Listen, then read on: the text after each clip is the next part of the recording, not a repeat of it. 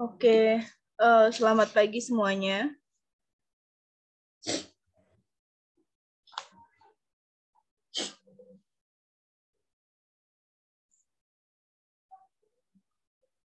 Selamat pagi.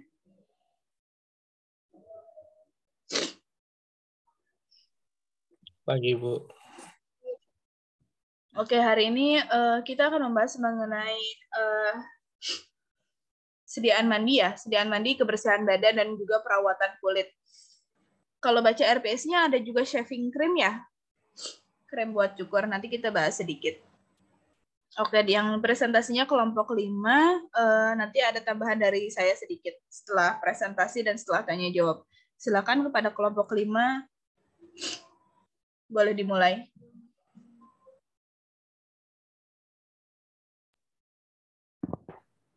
Assalamualaikum warahmatullahi wabarakatuh. Suaranya kecil.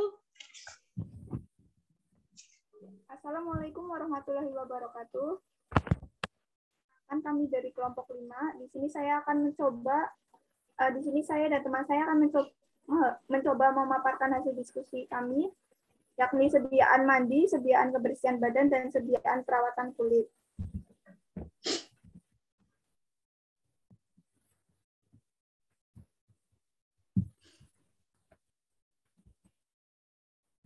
Yakni ada Inka Sahara, kemudian saya sendiri Uswatun Hasanah. Outline-nya di sini ada latar belakang, kosmetik, sediaan mandi, kemudian ada sediaan kebersihan badan, dan terakhir ada sediaan perawatan kulit. Latar belakangnya di sini, Indonesia merupakan suatu negara tropis yang selalu disinari matahari sehingga keringat tidak dapat dihindari. Bagi seseorang, keluarnya keringat yang berlebih dapat menimbulkan masalah, seperti misalnya menimbulkan bau badan yang kurang sedap. Keringat merupakan hasil sekresi dari kelenjar yang bermuara pada kulit berupa sebum, asam lemak tinggi, dan debris atau pigmen yang terkumpul sisa hasil metabolisme pada kulit. Oleh karena itu, keringat dapat membantu terbentuknya produk yang berbau hasil dekomposisi atau penguraian oleh bakteri. Kemudian selanjutnya ada pengertian kosmetik. Kosmetik adalah bahan atau sediaan yang dimaksud untuk digunakan pada bagian luar tubuh manusia, epidermis, rambut, kuku, bibir, dan organ genital bagian luar, atau gigi dan membran mukosa mulut, terutama untuk membersihkan wewangian, mengubah penampilan, dan atau memperbaiki bau badan, atau melindungi, memelihara tubuh pada kondisi baik. Dan selanjutnya ada sediaan mandi. Sediaan mandi dibedakan menjadi beberapa kategori, yaitu yang pertama sabun mandi cair, di mana sediaan berbentuk cair, cairan kental atau gel yang digunakan sewaktu mandi untuk membersihkan kulit. Kemudian yang kedua ada sabun mandi antiseptik cair, di mana sediaan kosmetik berbentuk cair, cairan kental atau gel yang digunakan sewaktu mandi untuk membersihkan kulit serta membantu mencegah perkembangan bakteri. Kemudian yang ketiga ada busa mandi, di mana merupakan sediaan kosmetik dapat berbentuk cairan kental yang digunakan dengan cara dimasukkan pada air mandi untuk merendam dan membersihkan badan dengan busa dan wangi yang menyegarkan. Yang keempat ada minyak mandi atau bed oil. Merupakan sediaan kosmetik yang digunakan dengan cara dimasukkan pada air mandi untuk merendam, memberikan rasa segar dan harum pada kulit dengan atau tanpa emulien. Dan selanjutnya ada garam mandi atau bath salt. Sediaan kosmetik yang digunakan dengan cara dimasukkan pada air mandi untuk merendam, memberikan efek relaksasi yang menyegarkan. Kemudian selanjutnya ada serbuk untuk mandi atau bath powder. Merupakan sediaan kosmetik berbentuk serbuk yang digunakan dengan cara dimasukkan dalam air mandi untuk merendam, memberikan rasa segar dan wangi pada kulit. Dan sediaan untuk mandi lainnya. Dan selanjutnya akan dijelaskan oleh teman saya.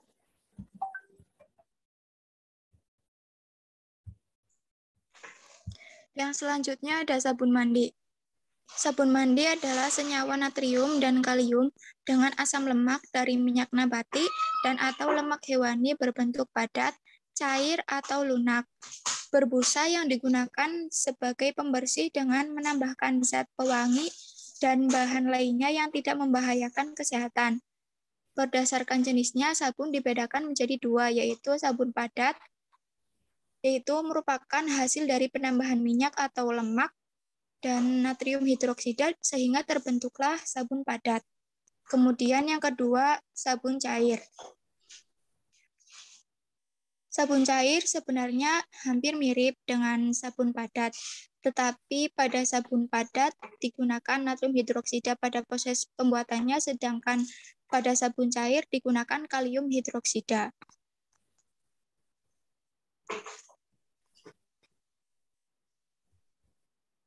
Kemudian sediaan kebersihan badan.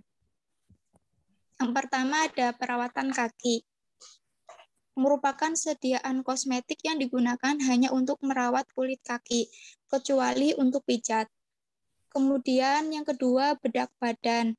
Merupakan sediaan kosmetika berbentuk serbuk yang digunakan untuk memberikan kesegaran pada badan dan membantu memberikan rasa kering dan lembut pada kulit.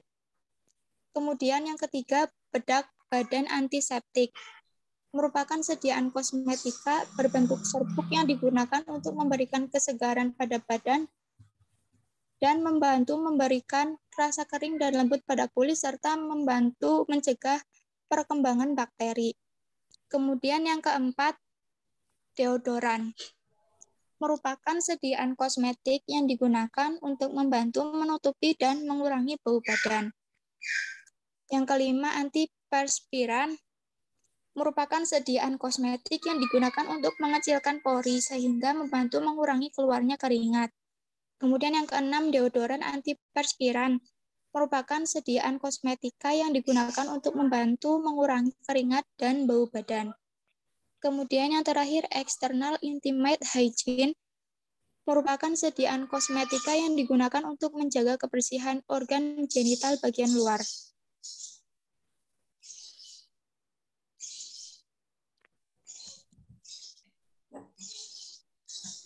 Yang selanjutnya, sediaan perawatan kulit. Terdiri dari penyegar kulit, Nutriv Cream, kemudian krim malam atau night cream, cold cream, krim siang atau day cream, pelembab atau moisturizer, krim untuk pijat atau massage gel, kemudian minyak untuk pijat atau massage oil, kemudian gel untuk pijat atau massage gel, kemudian anti jerawat, perawatan kulit, badan, dan tangan, kemudian pelembab untuk mata atau eye moisturizer, kemudian chemical peeling, masker payudara, dan masker badan.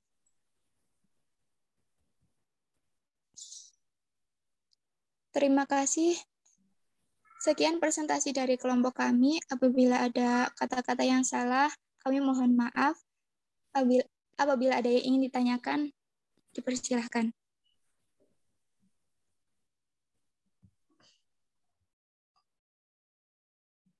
Silakan, ada yang mau bertanya?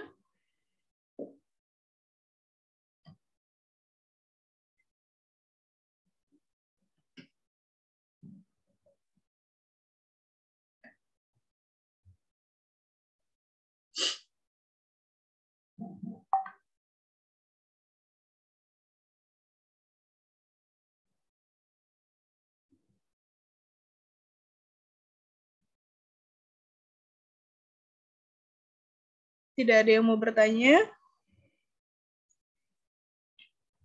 Ada yang kurang jelas kah dari presentasi temannya?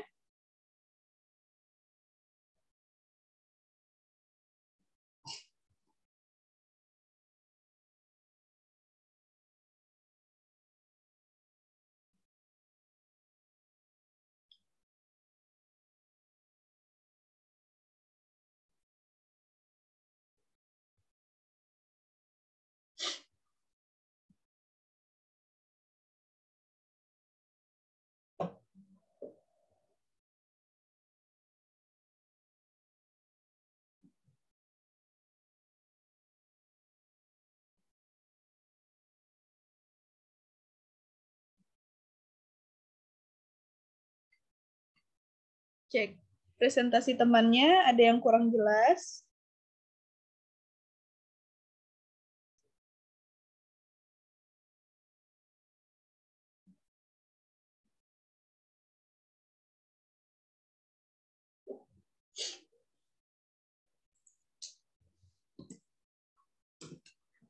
Oke, satu orang dong, tolong disebutkan tadi macam-macam sabun mandi yang dijelaskan oleh temannya apa ya?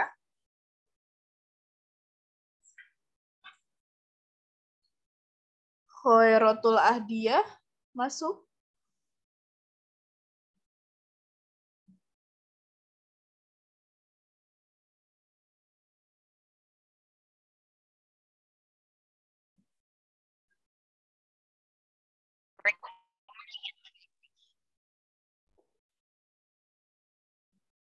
Oke, Khairatul Ahdiyah, boleh sebutkan tadi macam-macam sabun mandi yang dijelaskan oleh temannya ada apa saja?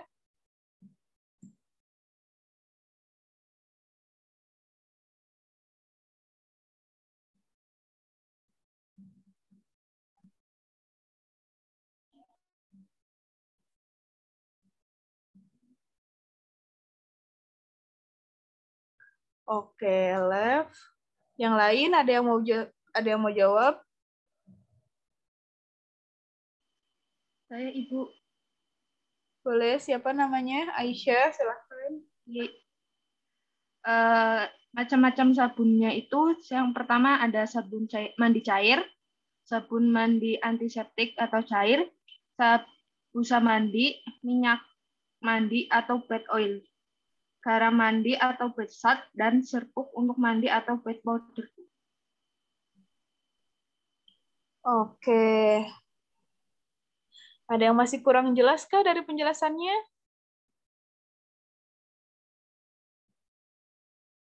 Kalau cukup jelas, saya mau tanya sama kelompok yang presentasi. Tadi kan yang membedakan sabun cair dan sabun padat itu adalah pembasaannya ya. Yang satu NaOH, yang satu KOH. Kalau secara pH, apakah sama keduanya? Kemudian coba lihat dari tingkat iritasinya antara sabun cair dan sabun padat itu ada perbedaan tidak? Terima kasih.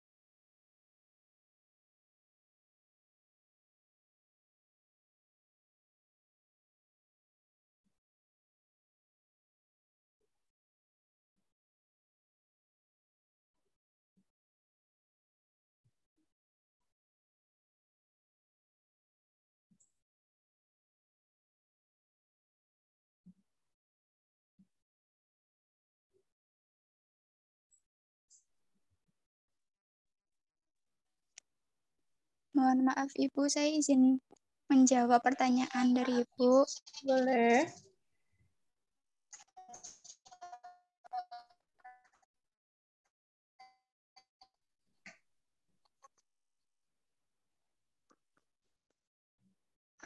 Untuk pH antara sabun cair dan sabun batang itu lebih tinggi. Sabun batang memiliki kadar pH yang lebih tinggi dibandingkan dengan sabun cair. Sehingga dapat menyebabkan kulit dan semakin kering kulit itu akan rentan terkena iritasi, Bu. Oke, terima kasih jawabannya. Ya, jadi kadang pH-nya sedikit lebih tinggi dan sedikit lebih kering kalau misalnya kita pakai sabun batang. Tapi sebenarnya itu dikembalikan lagi ke sabun batangnya ya, karena formulanya bisa berbeda-beda jumlah NaOH yang dimasukkannya. Tinggal kita pilih aja mana yang cocok dengan kulit kita. Oke, ada lagi yang mau ditanyakan dari yang kelompok presentasi juga boleh kalau ada yang masih bingung.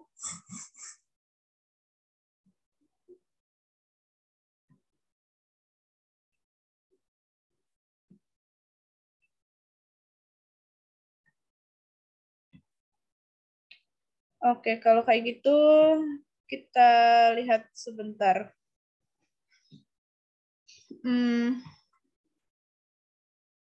Screen saya sudah keluar.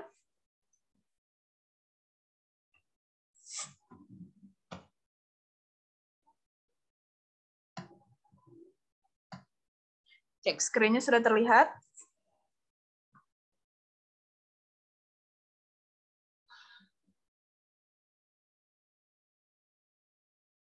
Sudah, Ibu.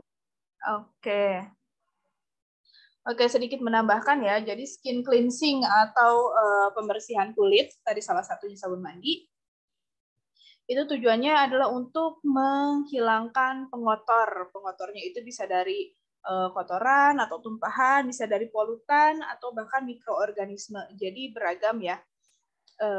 Bisa benda mati, bisa benda hidup, sesuatu yang harus kita bersihkannya itu. Nah, sebenarnya mencuci dengan air itu dia punya daya bersih tersendiri. Jadi untuk beberapa pengotor cukup dibersihkan dengan air. Namun karena sifat air yang hidrofil, yang sangat hidrofil maksudnya, maka kemampuan untuk membersihkannya tersebut sangat terbatas.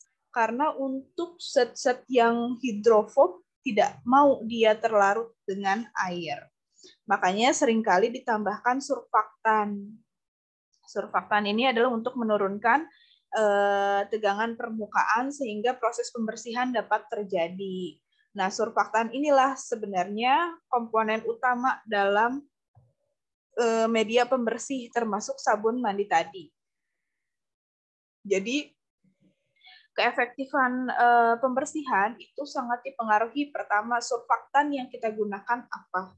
Karena surfaktan itu kan banyak ya jenisnya. Kemudian konsentrasinya, konsentrasi yang kita gunakan di dalam sabun mandi itu berapa persen. Semakin besar surfaktan yang kita gunakan, tentu semakin tinggi juga daya bersihnya. Tapi jangan lupa bahwa surfaktan itu dapat menimbulkan iritasi juga. Dan jadi harus secukupnya. Kemudian application time-nya dan metodenya. Jadi waktu dan metode untuk penggunaannya.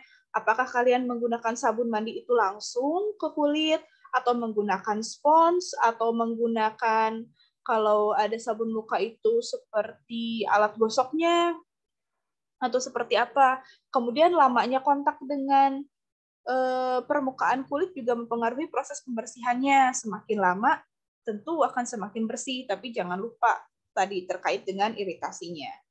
Kemudian soil load, jadi banyaknya pengotor yang harus dibersihkan.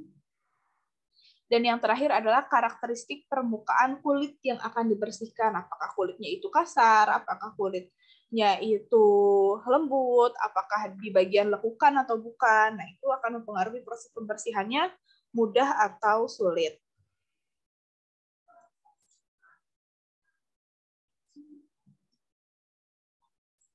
Nah, karena tadi komponen utama dalam pembersihan itu surfaktan, tipe surfaktan yang akan kita pilih ini harus benar-benar kita perhatikan karena berpotensi untuk menimbulkan kerusakan pada kulit. Tipe surfaktan ada 4, ini harusnya sudah dijelaskan dari farmasi fisika ya. Ada anionik, kationik, non-ionik, dan amfoterik. Kalau anionik berarti dia di bagian kepalanya itu muatannya negatif. Ini bisa digunakan untuk untuk sabun batang ataupun sabun cair, isinya garam alkali dari fatty acid. Contohnya ada asil isetionat, alkyl sulfat, dan lain-lain. Dan AES yang paling terkenalnya. Nah, si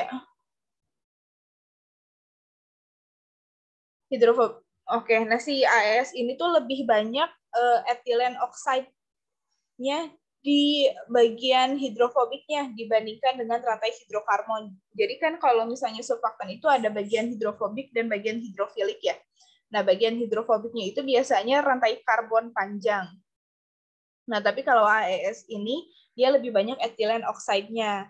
Nah, semakin banyak ethylene oxide, dia itu lebih bagus dalam menghasilkan busa dan lebih kecil resiko iritasinya. Semakin banyak rantai hidrokarbonnya, dia semakin besar resiko iritasinya.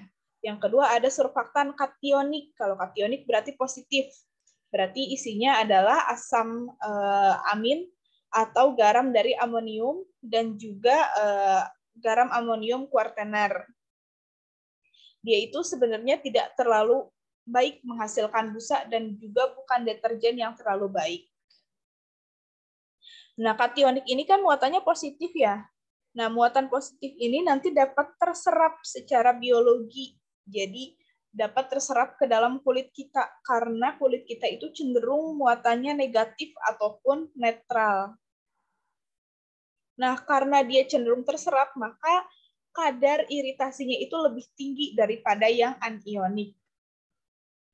Tapi muatan positif ini juga bisa kita manfaatkan untuk produk-produk hair conditioner sebagai antistatik. Jadi jadi rambutnya nggak keluar-keluar, nggak terbang-terbang karena diberikan muatan positif dari si kationik surfaktannya.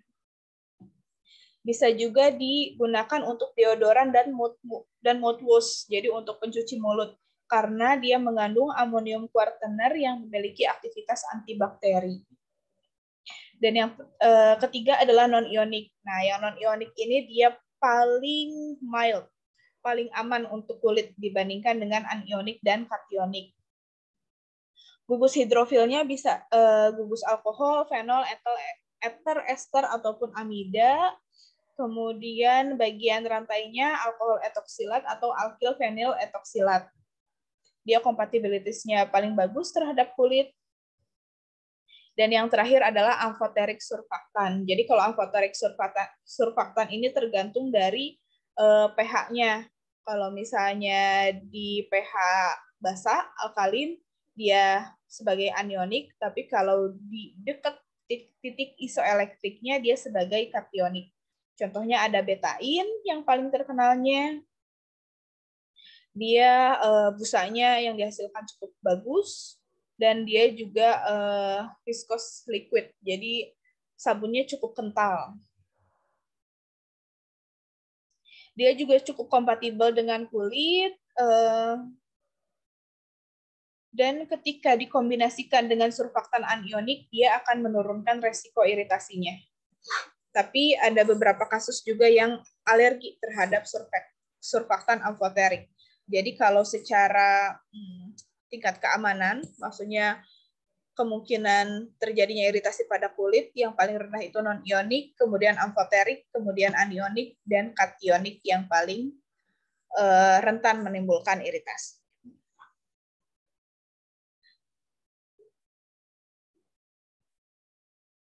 Oke, nah kemudian berdasarkan struktur, semakin rendah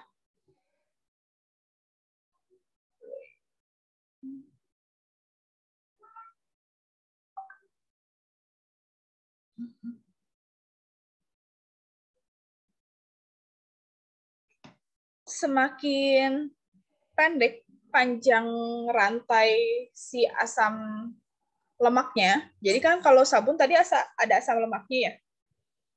Asam lemak itu pasti nanti ada rantainya. Nah, semakin panjang rantai hidrofiliknya, maka angka kejadian reaksinya itu akan semakin kecil. Jadi ini contohnya asam olet, asam stearat. Dia itu menimbulkan iritasi lebih kecil dibandingkan sabun-sabun yang menggunakan asam lemak dengan rantai hidrofilik pendek seperti